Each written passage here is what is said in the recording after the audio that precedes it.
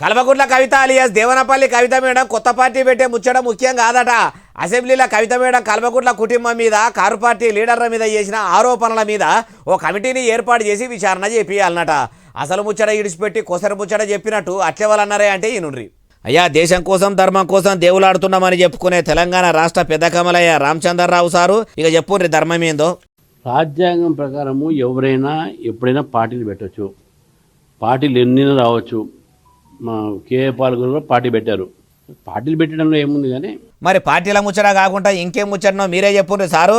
ఎందుకు పార్టీ పెడుతున్నారు, ఏదైతే అంశాల మీద వారు మాట్లాడారు, బయట వారి కుటుంబ సభ్యులు చేసినటువంటి అవినీతి కానీ వాళ్ళ గతంలో ఆమె ఉన్న పార్టీలో చేసినటువంటి అవినీతి పనుల మీద మాట్లాడడం జరిగిందో అది ఇప్పుడు ఇంపార్టెంట్. ఇక్కడ అంత ఇంపార్టెంట్ అయితే మరి ఏం చేస్తే బాగుంటుంది? ఎవరెవరి మీద ఆరోపణలు చేసారో, ఏమేమైతే ఆరోపణలు చేసారో వీటన్నిటి మీద ప్రభుత్వం ఒక ఎంక్వైరీ పెట్టాలి. ప్రభుత్వం దీని మీద వాళ్ళు విచారణ చేయాలి.